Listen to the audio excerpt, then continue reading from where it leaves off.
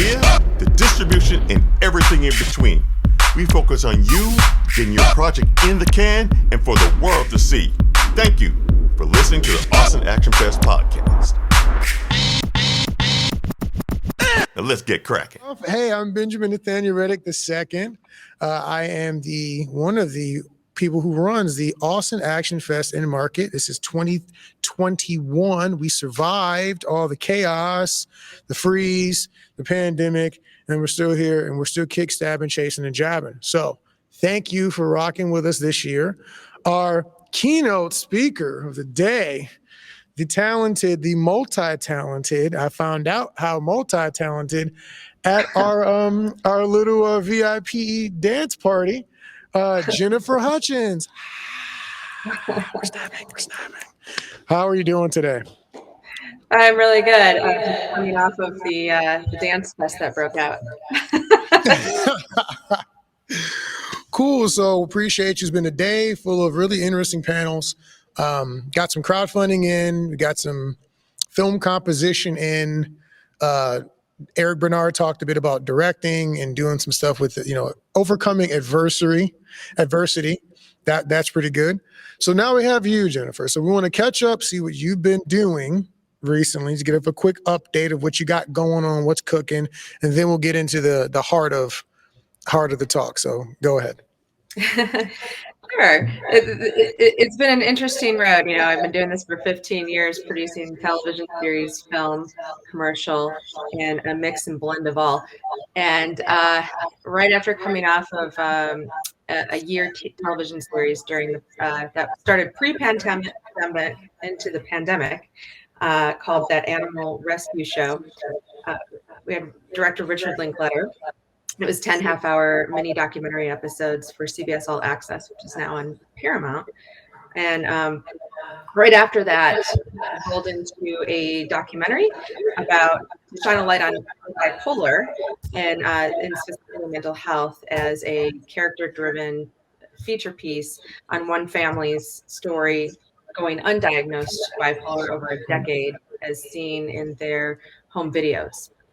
So that project is almost done. It's going to go out to be submitted to Sundance in the next couple of weeks, and we'll take it from there. Wow. Okay. So you got some exciting things and things that actually matter. Like, I'm not saying, entertainment doesn't matter, but like that's real stuff you're dealing with. So that's really, really cool.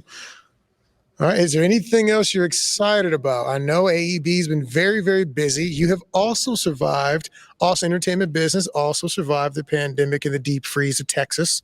So you want to talk a little about that? Yeah. So about 4 years ago, I left Hollywood, and I was one of the early birds to get out to Austin. And I started a group as a way to connect the Austin entertainment community, educate on the business of entertainment, share my advice, have great guest speakers, and have a forum for people to connect with each other, form jobs, form partnerships. And it seemed to work. And I hear from people that they get every job through the group, or they've gotten their partnership, or they've gotten their project optioned. So when the pandemic happened, I took it to Zoom like a lot of other things. And I thought, well, Austin entertainment business is a little odd to log into if you're logging in from LA or New York. I loved my logo, AEB. And so I added the word all. So we are also all entertainment business with the founding chapter of Austin. Got it. Live events, live and virtual simultaneously. And I think that's the new now. Got you. Awesome. Well, good to know. We will be paying very, very close attention. Glad you guys were able to work with us on this year, especially on the little shindig we had at 77 Degrees, one of our amazing sponsors, and the domain Austin in general, just allowing us to come out there, have a good time, have a rocking time, take some really cool photos. And you'll be seeing those, everybody. You'll be seeing those pretty soon. So stay tuned. So Jennifer, talk to us a little bit about someone who wants to get into your side of things and just your topic. Just go ahead and just dive right in. Give us a little bit of background on that, and we'll start. I'll ask some questions as we go along, but this is really your chance to just deep dive and help the newer filmmakers and the ones that are starting to get into filmmaking a little more seriously do a better job at the business side. If you go ahead. Sure. I mean, you'll find when you're in the entertainment business, like any business, you end up surrounded by people that are either interested or in the business. So you get to a point where you have to decide for yourself how you're going to define yourself. How are you going to stand out in a room? How are you going to pitch yourself? You are now also a product that people may want or not want. And how do you get into the want box? And it's interesting because I've found throughout the years when people will automatically try to be a little generic because they think that, they can do anything, or you should hire me at this studio because I can produce anything, or you should hire me at this production company because I can produce anything, or, same goes for director or actor. And so they'll just say, I'm a producer. But what happens is quite the opposite. People don't know what to do with you, and they don't even know how to follow up with a question to that. Unfortunately, they've probably asked you the worst question, which is, what do you do? Which really only defines a one-word answer. And so you really have to twist that into something that's going to be a little bit more interesting when you respond to, well, what I'm excited about right now is this feature film that's going to shine a light on bipolar disorder. And leave it there. Just one sentence. Now that allows the other person to participate in the conversation and ask some more questions. And just that little method will hopefully create a better relationship. Now, not everybody's going to care about my topic, but, at least it will give the person an opportunity to ask a couple of questions. And then you can, if it ends there, you can explore, what are you passionate about, instead of just saying, like, what do you do? But, what are you excited about right now? No, that is actually interesting. I have been in meetings with producers. It's funny you say it that way. I was in a meeting with a producer. I will say no names, but it was me and some other filmmakers, and the other filmmakers were in the room. We'd all kind of worked together, and they went around saying, "What do you do?" And they asked one guy, and he talked for like 2.5 minutes about what he was doing, his career before film. I was successful in this, I got into this, that, and I mean, it was like a litany of things, right? And me knowing him, I knew he was not as prolific as he was positioning himself to be in that particular conversation. And mine was very, very short and to the point. And it was funny because then someone else started explaining some of the other things. I was like, we're independent filmmakers, blah, blah. Like I said, like 2 or 3 things. And somebody else came in and like did the edification on our behalf. And it was very interesting how that conversation went when I didn't go in and just give every one of the 15 spiels I could go into back to back to back to back to back. So I completely have been through exactly what you're talking about. 1 second here. Yeah, it's overwhelming when somebody gives you the laundry list. You go, okay, wow, like give us a chance to kind of just get to know you on our own terms. And also, you need to think about ahead of time what meeting you're about to go into and what your goal is for this meeting. And that should determine your answer when somebody says, what do you do? If you already know what your goal is out of this meeting. If your goal is to connect with a production company that partners up with filmmakers because they care about human interest stories, then what you do is you specialize at human interest stories, if that's what your project is. And you can give details about how you find these characters, just a couple of sentences to go along with that. No, that's really good. You gotta bait the hook with the bait that works. No, it's actually really interesting what you said, is because a lot of it sounds like being intentional. So, we spoke with Roman. Roman was talking about being very intentional with your framing, with your setups, and what it is you're trying to convey in that setup. And it sounds like what you're saying here is, even in your meetings and your business dealings with people, you need to be very intentional about what the point and purpose of that meeting is and what you're trying to not necessarily get from that person, but what is the desired outcome of this time being spent? Is that correct? Yes, absolutely. Do not go in generically. I can't tell you how many people ask me for coffee or lunch And then it gets a little awkward because I'm trying to figure out, like, what is it this person wants? You know, I'm not really friends with them, so I don't feel like I can have a good casual conversation with them. So I find myself wondering, like, why am I spending this hour here? Like, help me out here. Guys, like, am I being hit on? Do you need money? What exactly are we doing right now? Do you ever just ask somebody like, for what? Yeah, it puts myself and others in an awkward situation because we're always trying to figure out, like, well, what is your intention with this meeting, or how can I help you? Is there something you can send me ahead of time? Let me help you. But I think all people should just start with, hey, can we hop on a 5-minute phone call? And I'm so excited to tell you what I'm up to. And maybe you connect to that and we can go on a deeper dive to that later. Like, I get hit up so randomly to meet with people, and then it turns out they have an animation project that they need a producer on. Well, I like all types of projects, and if it's got a good story, I'll look at it, but I'm not necessarily the right fit for that. So then it makes me question how generically they've been reaching out. So we like to kind of hear why you reached out to us. Got it. Like, oh, like, I saw you did this, Jennifer, and this and this and this, and I know that I have an animation project, but I see that you specialize in magic and ghost stories, and those are two topics that are woven into my script. Got it.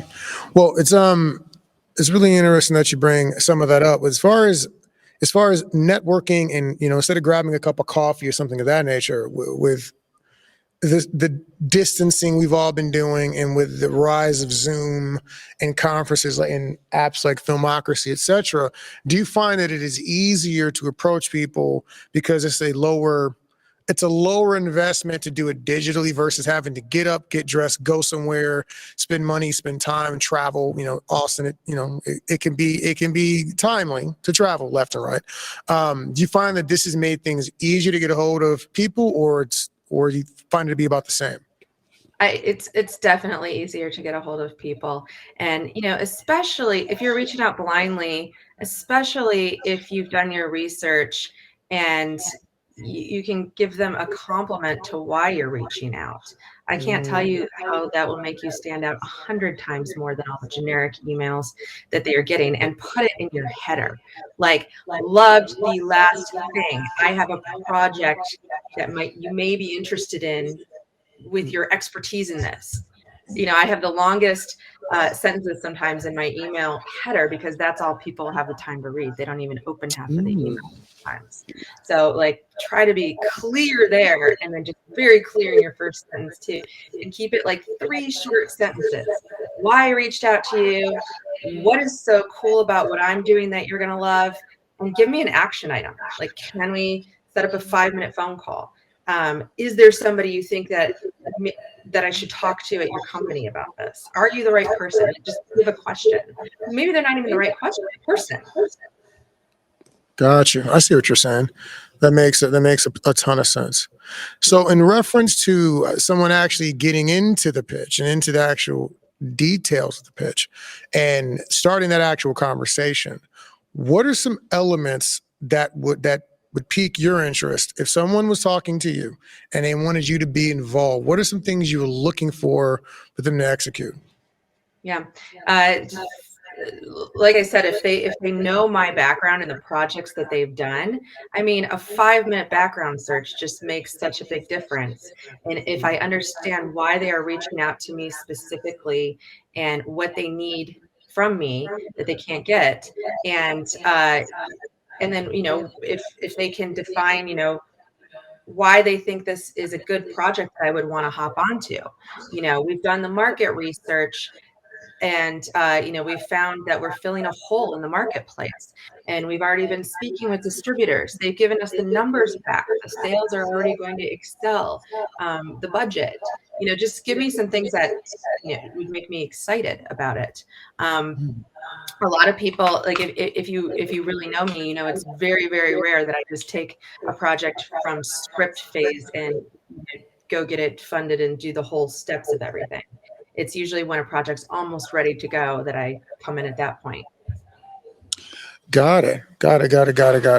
So one thing I'm curious, you mentioned some different things you look for stat wise that could be interesting or pique your interest. Um, I've heard mixed things about demographics, and some people are diehard about that, and some people are like, you don't have any idea who's going to watch this movie. Where do you land on stuff like that when it's involving a pitch of some sort? I think everything has demographics to it, and some things are more mainframe, some things are more niche. I think with due diligence, you can find out who your audience is. You know, if it's a live action movie that's gonna, have huge explosions and stuff like that, that we know the numbers are there. That's mainstream audience. So then at that point, it's saying, is this something I'm going to pitch to a studio because I need $100 million? Or, how am I going to do this independently and reach a more niche audience that likes live action stuff? Will the foreign market like it? Or is this really US based with the jokes and, the way that the script is written? If it's US based, where do US based audiences find indie live action films? Who are the distributors of those? And you can just kind of, who are the reporters of those? What are the magazines? What are the organizations? Who supports those? And you can dwittle down your audience that way. Got it. So what are some of the some of the things that you see that people are, I know you've mentioned what you want to see. Is it any different with the things that you're not seeing or things you frequently see as not successful during the pitch? Clearly not doing our research. We know that. Having some demographics would be useful. Are there some things you're seeing like over and over again where we are failing as filmmakers to make a connection when we're trying to get somebody on board with our project? Yes, sadly, it's a lot of filmmakers haven't practiced saying their log line and, a few more brief synopsis sentences, in the mirror even. I see so many people, like I'll say, what's your project about? And they'll say something so unexciting, generic and drawn out that I'm wondering if they even wrote a log line, or how many times they've said this out loud. So I cannot emphasize how much you will stand out in a room if you just maybe spend a whole week 2 times a day just looking in the mirror, practicing your log line and your few sentences and trying to keep it very short, sweet, to the point, excitable. Having that energy and passion in your eyes. Like, you're about to spend the next year, if not 10, on this project. You should come across as excited, like you're jumping out of your skin. You can't wait to tell me why this is the best project ever. Got it. And in reference to things like, for you, the way that you look at projects, so budget and all that stuff is typically already kind of set in stone for you. But let's just say you're willing to look at something a little earlier on. Would you have an interest in a filmmaker having an idea for the budget of their movie? Or are you going, no, I might be able to get Kevin Costner in this. I don't need your preliminary ideas. Any thoughts on that?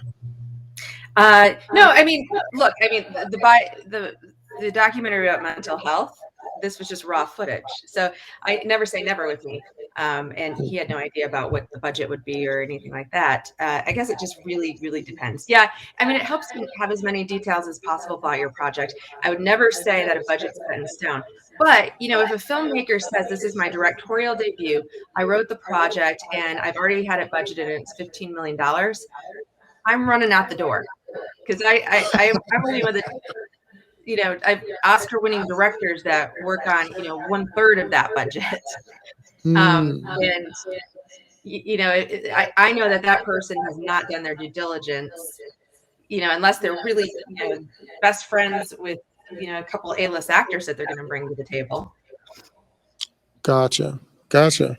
So Danielle, do you have any questions? I saw you over there thinking. Not yet. Not yet. It's all good. I don't want to hog the mic. We have the ability today to be a little more free with our process here, and so I opened this up so Jennifer has plenty of time to really do like a mini masterclass in a Q&A. So if anybody has any questions here, they can feel free to go ahead and ask them, and I'll repeat it back up here if that's the case. So Jennifer, what are we not asking you that we need to be thinking about in reference to going out here, being intentional, getting the right people attached to our projects? If we have a budget, being reasonable and not crazy with our numbers so that you don't run out of the door. What are some other things that we should be considering, or that you're seeing are trends that are being successful in maybe the last 2 or 3 years and maybe haven't been successful before? Yeah, Any changes? I think it is, everything starts with script, right? So if you're the only eyeballs that have been on your script, get a lot more eyeballs of people that are in that genre, that have sold something in that genre and made money in that genre. And if you haven't done that, do that. That will put you ahead of the game. Start talking to sales agents, start talking to producers that are in that realm. Start building your team. But like if you're going to have heart surgery, you don't start building your team at the dentist office, right? Like, build your very specific team that already knows. Like, none of this is reinventing the wheel. You got to know people that just know how to design your car. There's Jaguar makes all kinds of versions of Jaguar. Like, so find those people that work on it if you're creating the next Jaguar. But if that's not what you're creating, don't go to Jaguar. Go to, if yours is more Ford, go to Ford. So I think, if you're right at the beginning, like, identify the people, like, and make lists, your top 10, your next 10, your next 10, your next 10, like, start targeting it down. What types of people would get me to the next step? Because this is you can't be an island with this. You need a whole team. You need a mastermind team that is just going to bring this to the next level for you. Gotcha. So just for the record, the trend that I'm finding is that people will bring in their friends or people in sort of other arenas of the entertainment business to come in for like a project where it's everybody's first time doing it. And that's very problematic because you want people that, that have that database that they've collected through the years. And, oh, yeah, let me call Joe, let me call Sarah, let me call David, let me call Benjamin. Let's get this thing going. Okay, making sure we got that. I was making sure we didn't freeze or anything. We had some technical issues earlier. I just want to say real quick, Ford, Jaguar, if you want to sponsor an event, Austin Action Fest and Market, okay? I told you, every brand that gets brought up, excess energy drink, I don't know. I don't know who made this plan. And filmmakers, if you don't have a big budget, you can call Jaguar or any of these companies and say, I have a scene where somebody drives a really hot car down the street. Would you be interested in lending me a Jaguar? I've had this done all the time. I've had millions of dollars dropped off to my production office. Wow. As in kind. I had to send them the script and tell them where this is expected to go and all of that. But they're more than happy if they believe in you to get their product in there. And if they really believe in you, they will pay you to get their product in there too. That's definitely going to be the goal. So again, Ford, Jaguar, Kia, even. I'm your guy. Just come out, Austin Action Fest. We'll drive the cars. We'll park one like right here or something. We put like a Kia Rio in front of the stage. Right? We can make that work. You got a question? You got to stay. What is an unsaturated genre? Ooh. He's going to repeat it to you, gentlemen. What's an unsaturated genre that you people will start producing? Got it. The question was, what is an unsaturated genre that you would like to see more pitches for? Is there anything like that? I think just keep hitting the diversity hard. Stop typecasting. I think we're all so sick of seeing, the guy leading the story and the girl being the secretary, switch it up. There's many things we can all do. So I think, just remembering that when you're writing your script. That is very interesting. One of the things we've been trying to promote here at Austin Action Fest is diversity, even in the action. For instance, before every movie was a kung fu movie, and every movie was a karate movie. Now you see, now every movie is an MMA movie. And there's a lot of different ways to do combat. There's a lot of different styles of combat, different cultures to explore, things of that nature. I haven't seen enough stuff dealing with Native American combat, tomahawks. I would love to see something that had a little of that. And when you tell those stories, naturally, it only makes sense that the casting will get a little more diverse and it'll make a little more sense as well. So I'm 100% with you on that one. And the story will just pop off the page. Or, can't your fighter also be a dorky scientist? Like, why does it always have to be like the dumb jock? Dorky people can also be strong and athletic. I consider myself very dorky, but people, when I used to do acting way back in the day, would try to cast me as the cheerleader, and I would always screw up the audition because I don't feel like that in my head. I feel like a dorky scientist. Got it. I feel like a cheerleader personally.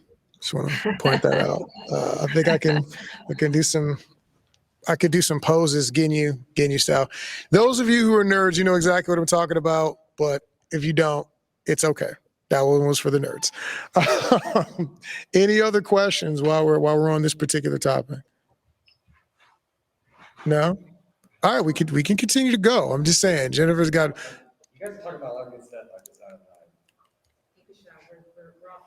Oh, they're being shy right now. They're being really shy right now. I'm saying this is. Yeah. I guess just like, you've never pitched anything in your life. What's like step one? Oh. What's like the baby step? How do you even begin that? Got it. She says the question is, if you've never pitched anything in your life, what is step one? What is the baby step to begin that journey? Find a few people that have pitched something and ask them what they did. What went well and what didn't go well, and then maybe run your pitch by them. Got it. And baby step even before that, write it down on paper. What's your log line? What's your synopsis? Why are you excited? Practice. Ooh. Got it. So I've heard many people talk about when you're talking about something you're actually excited about, that they feel that, right? Yeah. And that's what gets them on board. If you're not excited, I'm not excited. Exactly. And one of the things I've heard, and you can confirm or deny this, Jennifer, is that, well, you're always pitching a project. So when you're getting your DP, you're pitching your project quite frequently. If you do just a straight casting call somewhere, maybe, or a crew call, it might be a little bit different. But normally I'm talking to people that I think would have an interest in shooting what I'm talking about. I try to work with people who would be excited about what we're doing. And so I find myself in one way or another constantly pitching whatever I'm doing and why I think it would be something they would even want to do in addition to getting paid. Sure, absolutely. Everybody from your crew to your locations to your vendors, you're trying to work out a deal with somebody. Hopefully you're excited to get them excited to help you with a deal too. When I start a new project, sometimes I don't even call locations, for example, I'll wait a week until I really have my pitch down. And a lot of the TV shows I do, my location is the star. So the producer usually handles that on some of the bigger ones. Like, for example, I was doing a show about building implosions. So, I really had to excite cities about why we are so excited about demolition and following one family's journey, and the city is like the co-star with them as they explore amazing places throughout, culminating with this death-defying building implosion that's actually very safe. That was nice. That was pretty well done right there. I felt the energy. I felt it build right there. So that was actually pretty good. Did that answer your question? You have any follow-up? Yeah, well, I guess I can follow up with so what helps me a lot, I like to listen to podcasts and things. I like hearing people's personal experiences, and almost that tells me a lot of things I need to know. I guess you could ask Jennifer, how did she get into producing? Got it. What was kind of that journey? Got it. Cool. So the question is, how did you get into producing and all of this, and kind of what was your what's your story, and how'd you land here? Hmm. My background is a journalist. I was a reporter for CBS after college, and I realized I didn't like news very quickly. And I went to Hollywood trying to figure out what my story journey would be. And I worked at Entertainment for a while, and I came across a producer that was just a friend that I was really intrigued by a lot of projects he had. And so at one point I said, "Can I help you out?" He said, "Well, I can't really afford to hire an assistant." And I said, "What is the lowest amount of money you could afford? I'll just put the rest on my credit card." He said, "Seriously?" I said, "Oh yeah." So he said, $300 a week. That's done. Let's do it. And I literally put the rest of my bills on my credit card for a year, got my master's degree sitting shoulder to shoulder next to him. While he made phone calls, I listened. And then when I was ready, I made phone calls, he listened. If it got over my head, I would pass the phone to him. And we did that for a long time. And there was a new series that was picked up for A&E, and it was about a magician, and nobody had ever produced a whole series about a magician. They didn't think it could be done. There was just one-off specials of David Copperfield and David BeLIEve. And he ended up accepting the showrunner position, which is like the top producer. And I stayed back at home office while he went on season 1. And at the end, he said, "This show is really special, and it's going to be a hit. And I think you should put everything on hold, and you should come on this." I said, "Great. What producing title are you going to give me?" And he said, "PA, runner." I was like, "What? I've been producing for the past year for you." And then I was a journalist who one-man banded my own stories and camera, whatever. He said, "But you don't have Hollywood experience." And I said, all right, I gotcha. So I came on post as a runner, not even a PA, a runner.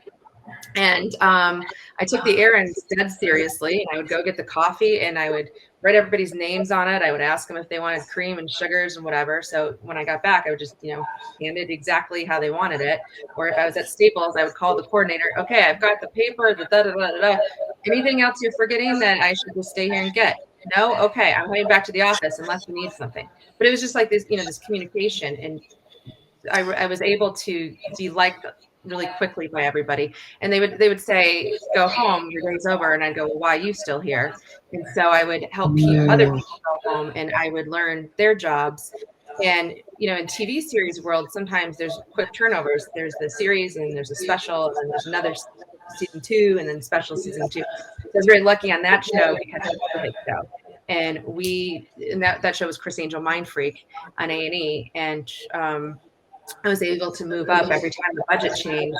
I would go, "Well, I'm cheaper, and can you give me this title? I would like to be an associate producer, but I'm cheaper. Can you give me that title?"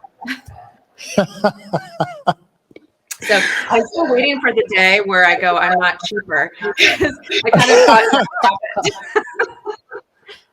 No, that is awesome. Did you have any follow-ups for that one? No, that's really cool. I'm huge. Yeah, the moment you said A&E and magic, he said Mindfreak. Yeah. When I was growing up, that was one of my favorite shows. That was his favorite shows. Awesome. I'm glad you got. Did you know that before the panel that she was involved? On the IMDb, You looked at it? I looked it up, and that was one of the reasons also I wanted to say. I was like, "Oh man." Got it. So he looked you up on IMDb is what he's saying. Awesome. Awesome. It was a good show. It was a good show to get acclimated to not only television series, but also it was very similar to a film in a lot of ways, because we had all the departments that you would have on a film. We were a big and small team. We had 100 people behind the scenes, but sometimes on set we had 6 people. We had to kind of like grow and shrink and grow and shrink. But it was a very small producer's room that was allowed into this sort of secret world of magic. And we would pre-think things months ahead of time, figuring out how to, story and how to execute. Really? Go ahead. Yeah. Well. Differences between pitching a documentary, TV series versus a film. Okay. Mm-hmm. Okay. That's a really you caught that? Oh, so Jennifer, did you producing TV series and film, right? The pitching. pitching between the difference between pitching TV series, a movie, and a documentary. Yeah. So TV series or nonfiction TV series has a very specific process right now. First, I identify your characters. Sometimes your character may be a location, but what is going to make this unique and original that the network needs you and not themselves? So if it's just like it's about a mall, then that doesn't really do much for them, right? So who are your stars of your idea? I've found this guy named Joe in the middle of nowhere that creates duck whistles, but he's hilarious. Something that just very defines what this series is going to be, and get it locked in you. And then write the whole synopsis, log line, the whole thing. And they'll also want to see video in a 2-3 minute sizzle reel to get the idea and the feel for this character and this world that you're creating. Now for TV series, or for scripted TV series, they want to see how good your writing is. So really, it's more about the pilot episode and maybe episode 1. Does this person understand story and characters? Can we hire them to be in a writer's room? Or is the story good enough where we can buy it from them and say, okay, thank you. We're going to put it in our own writer. And that does happen quite often. And, I would say, good job. You did a good job, take your money, and then, or maybe ask if you can just even be the assistant writer or whatever, basically that's them saying that you're not quite ready, but maybe you think you are and you can, work that out. So those are those two things. There's a big misconception, and maybe the tide is turning. I am finding a lot of people will shoot sizzle reels and even like a whole episode for scripted series and try to pitch it that way. Myself and most of my peers in that world feel like that's very unnecessary. But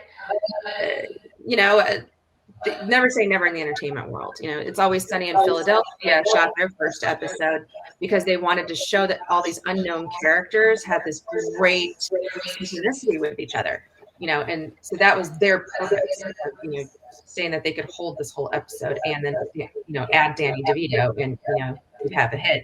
So luckily the network is always based on that one. But that's kind of like one of the more rare stories. Now with film, I guess there's just many layers of pitching because, you could go script right to studio. If that's and try to make some connections in the studio and then have them package it. You could go to your agent if you have an agent, and then see if they'll internally package it. So that's where you stop pitching and they take over. Or if you're going the super indie route, I guess the first person that you're really pitching is your original partners and your investors. Why am I going to give you money, and when am I going to get it back? Fantastic. Any follow-up? Even if they're a billionaire, they do care about their money. They hate telling their friends they lost because it makes them feel like a loser. They like to say, I took a chance on this kid and this kid made me some money, even if it was like $5. Got it. Anybody have any follow-ups for that one?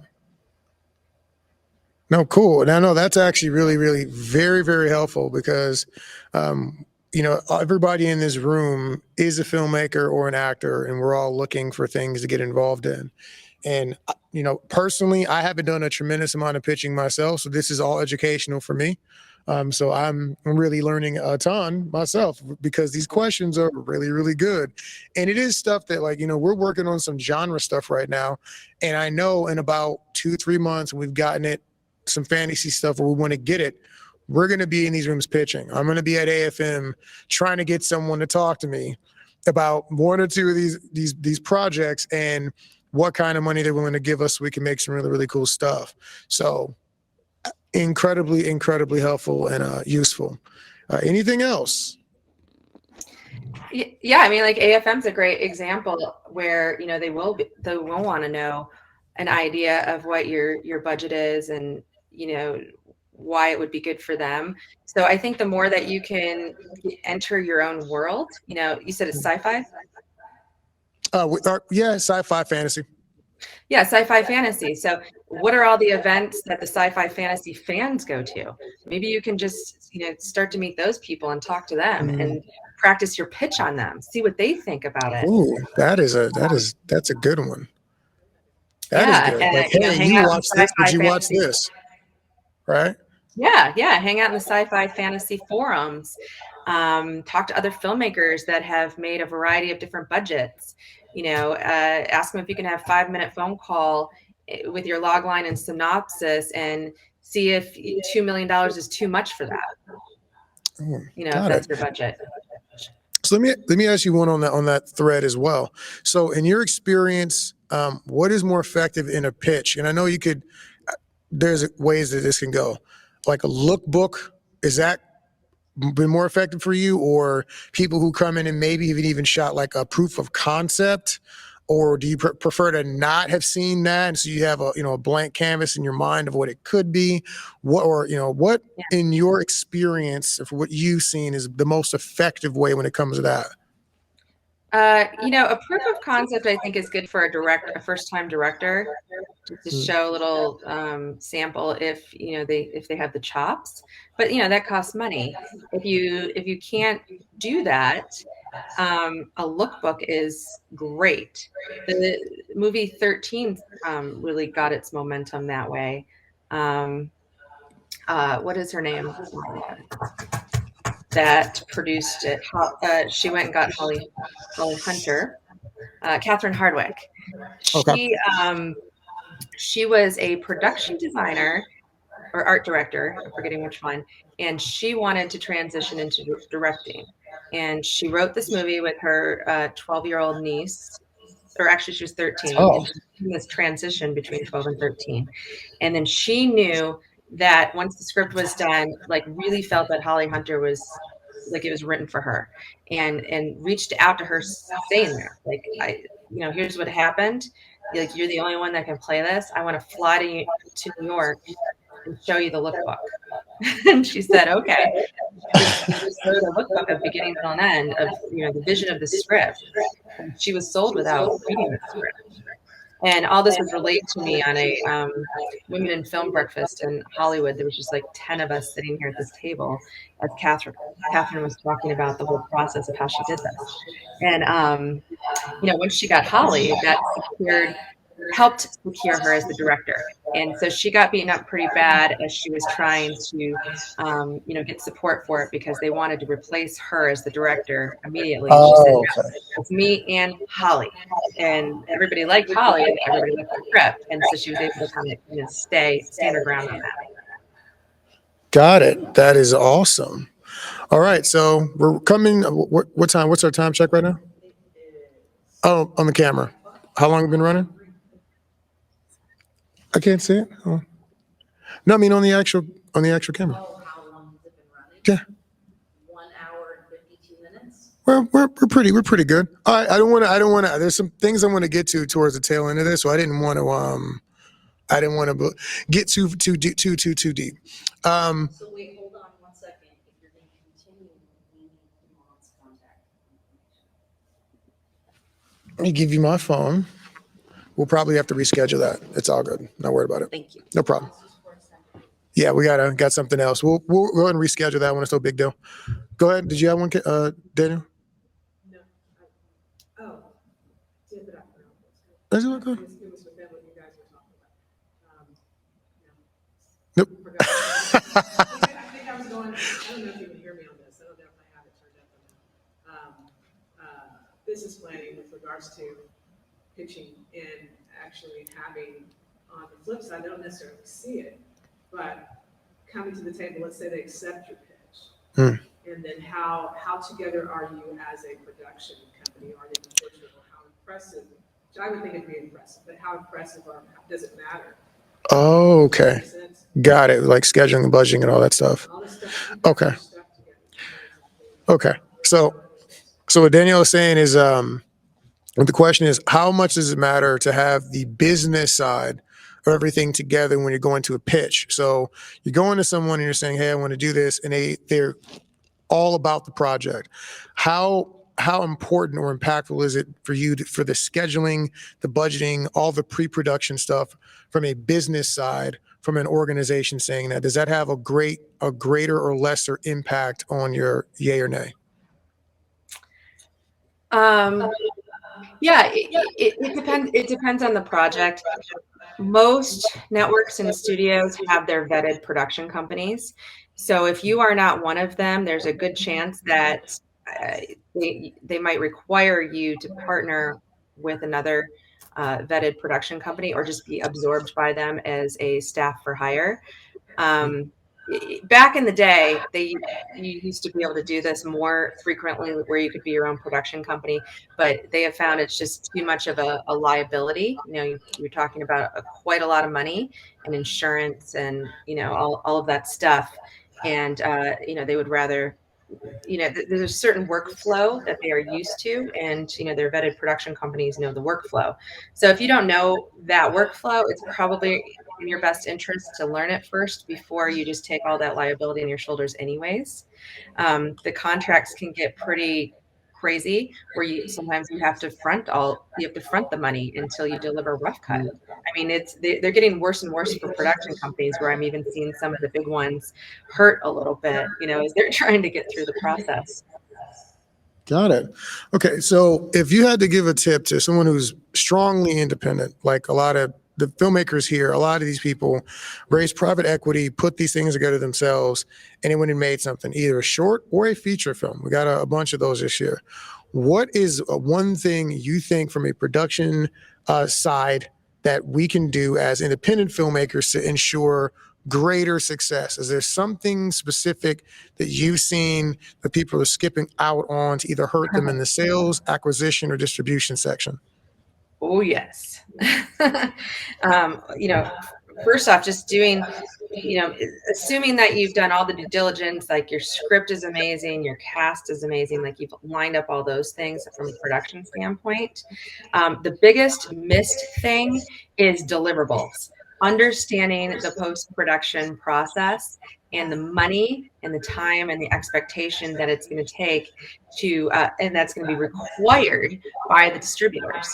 They're going to require texted and textless masters, especially with foreign, where they might, take out all of your text and graphics and, replace it with a different language. And same with all the stems have to be delivered, separately. So if they need to take out dialogue in English and put dialogue in Spanish, they can do that. Having all of your rights and clearances, if you've got music in there, you better have a master and sync license for everything. Your appearance releases, your materials releases, just all of the legal and end things that need to happen that every distributor is going to require. You can ask for these ahead of time, or just ask for samples if you don't know where it's going to go. And I would start talking to post supervisors and music supervisors immediately, because that's where people go into shell shock. You're only halfway done with your project once you're done shooting it, or 1/4 of the way. Oh, okay. I've never heard it put that way before. Due diligence, man. And I mean, I just never heard it put that way, only 1/4 of the way. Nice. Any product. Yeah. I mean, and that's just funny because so many people, struggling to get that feature, just get the feature in the can. And they're like, oh, it's only a quarter way of the mountain. Nice. Good to. Oh, yeah. So, yeah, I think the more you can prepare yourself mentally for that, because this is where a lot of people end up losing it. Like you hear about all these projects that never get finished after production, is they go into shell shock on that. It takes a month to get the credits finalized sometimes, circulating it between the producers and the special thanks and all that, all that stuff in place. And there's just so many little layers and elements that have to happen. Updating the bios of the actors, because now it's video. Sometimes they require web deliverables in like some sort of digital format and MP3s, and there's a lot. And and you have to run it through quality control. The distributors will require that, and you can assume 95% of the time your project's going to get kicked back with some errors that need to be fixed.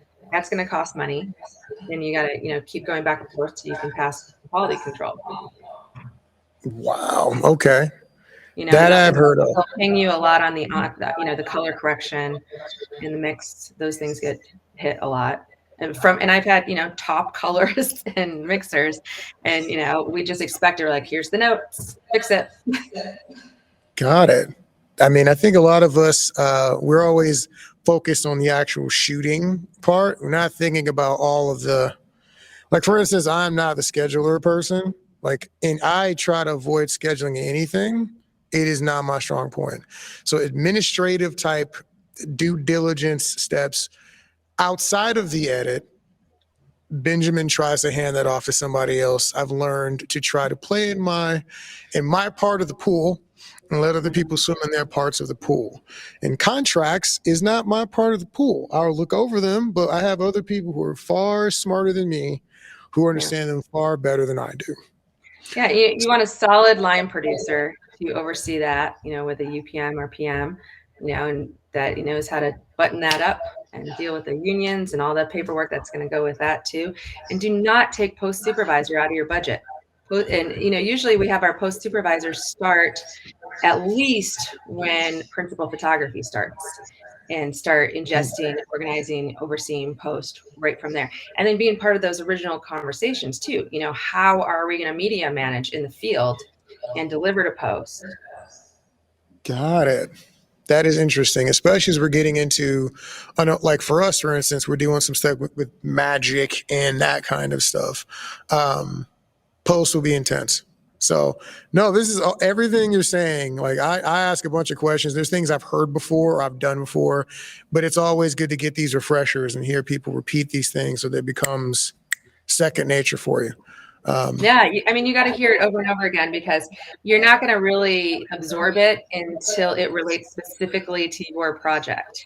And then you go, oh yeah, I remember I heard something about that. Yeah, the more you can listen to panels, listen to speakers, go to Clubhouse, has some great pop-in rooms, there's AustinEntertainmentBusiness.com, which will convert you to all entertainment business. We'll always list our monthly Zooms, and we're always talking about this stuff. Like we're talking about sales, distribution, marketing, and just on repeat all the time. Even if the topic's not that, we're going to twist it into that somehow at some point. We just did it on the last guest speaker. He was a comedy writer. We're talking about comedy writing. It turned into sales, distribution, and how to sell. Got it. One of the things, I don't know if you had any opportunity to do this one either, is what is that? Oh my gosh, I'm gonna draw a blank because I haven't eaten in 4 hours. The talking thing with the phone, with the noise, everybody jumps on it, and Alexa. Clubhouse, boom. Clubhouse. There, see, Yeah. Clubhouse. exactly. Like I had to get through all of that. We haven't done as much on there as we're supposed to have done. I'll admit that. But we will be doing. I know. I'm just getting my toes. I don't know if I want to cop to this. When it comes to technology, I'm a relatively middle to late adopter. I'm like, why do I have to do something different? And so my brother, Jerry, is typically the one that's like, you need to be on Instagram.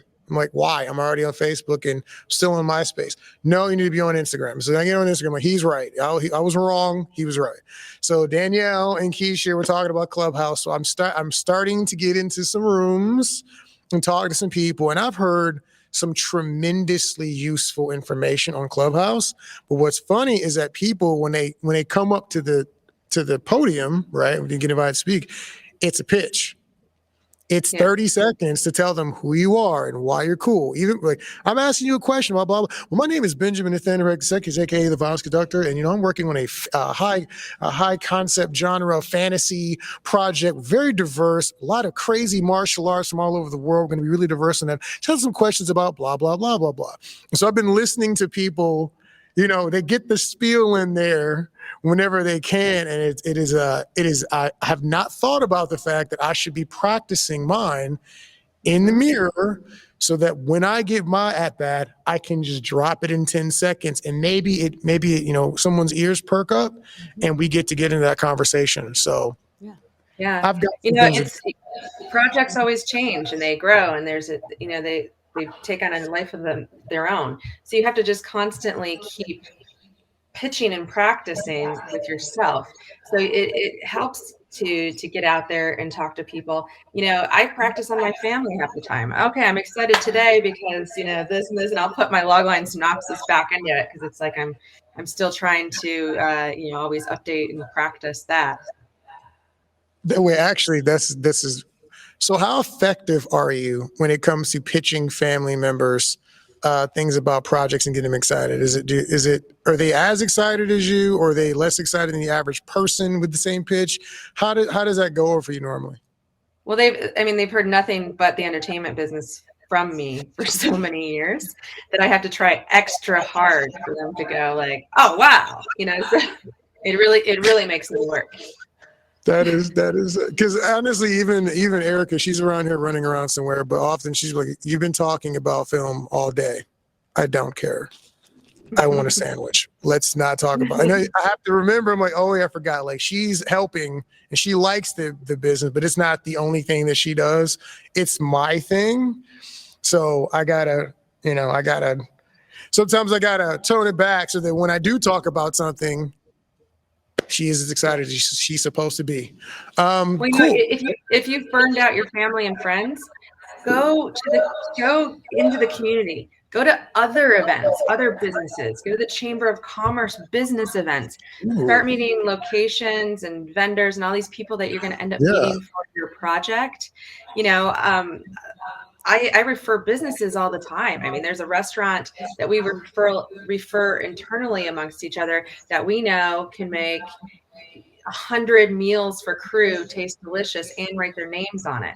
And we are more than happy to give them $3,000 for a lunch. Then that's what we spent on the last, order. Got it. Okay. These businesses are your future investors.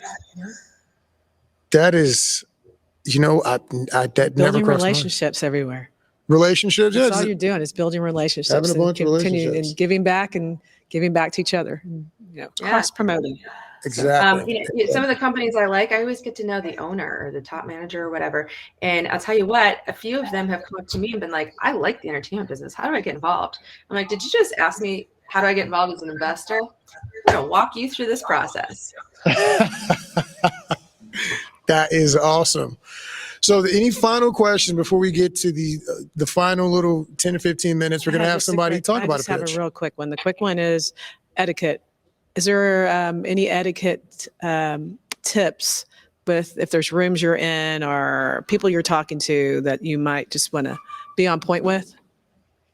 Be very careful about just asking for favors from strangers. It makes people feel awkward and weird. You just want to get people as excited as you are about your project. And the thing that works best is usually putting out to the room, I need advice about this or a referral for this. And sometimes that's a great way to connect with people that might eventually help you. But don't just ask strangers for help or even people for help. It's weird. It's about as uncomfortable as when, your friend comes to you and is like, can I borrow $1,000? You're like, what? Now I feel weird. Gotcha. Build the relationships, and if they're interested, they will relay it to you. Thank you. Awesome. So with that being said, we're going to move to the final portion of this talk. Thank you, Jennifer, all that information. We have someone here who's got a project. He's got about 2 minutes where he gets to talk about that. We'll let you introduce yourself. Should I go up there? I think you should come sit in the chair of honor here. Okay. Chair of honor and judgment. Yeah, you're good. It's all good. Boom. You can take a seat. Yeah. Hi, Jennifer. Address that camera. Hey. So introduce yourself. Go ahead. My name is Ryan McCrory, and I'm an actor and a filmmaker from Memphis, Tennessee. He's walking to Memphis. So we got him here. Now I'm gonna give you 2 minutes. I'm gonna time it, and you get to rock and roll. And let's see what Jennifer says. All in the fun, love, and game. So go ahead, and you are. With my G-Shock. What is it? Mud man? Yeah, mud resistant G-Shock watch. I'm just saying we do action G-Shock. Holla at your boy. And action. Well, I recently just shot a short film called Shaolin Blues, which is a kung fu action film set in Memphis, Tennessee. And I wanted to pay homage to like 70s kung fu movies, but set in modern day Memphis, which I think is kind of a unique spin on that genre and showcases a city that's very like diverse and has a rich culture and like, you know, music and like historically the location on like the Mississippi River and like the stories the people of Memphis have to tell. But then it's kind of interesting incorporating that like ancient Chinese martial arts layer on top of it. And so I made this short film, and I really am looking into, you know, maybe hopefully make it into a feature one day. And I take Northern Shaolin Long Fist at the Bay Shaolin Kung Fu Institute in Memphis, and my kung fu teacher and I collaborated on this short film. And he owns and runs the school, and he has lineage that traces back, you know, his teachers from Chicago, his teachers, you know, was from Taiwan, and their teachers were from China. You know, they can trace it back all the way, you know, I think to the Shaolin Temple or whatever. And I just think it's, you know, like most ideas, it's something that is, you know, sometimes people say there's no such thing as a new idea, but I think it's a new spin on a really like classic and proven idea that works. And people like, you know, action movies like you were talking about, like explosions, you know, and you know, people like that kind of stuff, like the general audience. And I think that, you know, even with movies like Shang-Chi, that new Marvel movie that just came out, it shows there's an audience for traditional martial arts action that used to be so big. I mean, it still is. There's still an audience, especially even on like YouTube. I see a lot of independent filmmakers, they do that kind of stuff. But I think in the modern big budget Hollywood movies, I think now is the time where we're going to start seeing more of these martial arts, like specific action films. And I can't wait for that. Oh, perfect timing. That was actually 1 minute and 54 seconds. Nice, good job. What is the coolest thing about this story to you? Well, I'd like to think it's relatable. So the protagonist, the main character of the story is this guy named Cal Turner, who I play in the short film. And, you know, he's relatable in a way that he's kind of always making mistakes and excuses for things and stuff. And a lot of his problems, I think he learns throughout are like,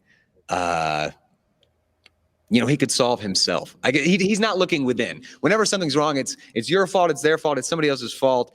When most things, you know, well, maybe if you were a little bit more punctual, or maybe if you were this, maybe you were that, you wouldn't be having all these problems that the world or everyone else is kind of inflicting on you. And I think that's something a lot of people can relate to, like learning to take accountability. And I especially think in a world like, you know, with COVID and the pandemic and things recently, I know a lot of people, you know, it's hard. I'm not saying that it isn't hard when life and circumstances get you down, but you just have to control what you can and learn to look from within and pull that out of you. And I think that's something anyone can relate to. And so I think it's the simple, relatable thing that's like what people will like maybe draw from it, and then setting it in this like you were talking about when you pitch to like restaurants or cities or whoever, you want to like let them know that like to trust you and be like, we're going to put your thing in the best light. And I was born and raised in Memphis, and I have a love for the city. And I think Memphis is almost a character in and of itself. And I want to showcase my hometown. And like, I think I just think, you know, there's cool Memphis stories that haven't been done before. So would you say that your character is a narcissist or a problem solver, or what would be a few words that define your character? Unreliable. My log line for the film is, using his uncle's teachings, an unreliable martial artist must salvage his relationship while facing off with Memphis's #1 gang. Okay. So I would definitely start with that log. Did you start with that log line when you started the pitch? I did not. Yeah, because I was trying to figure out what the story was about. Start with the log line. You know,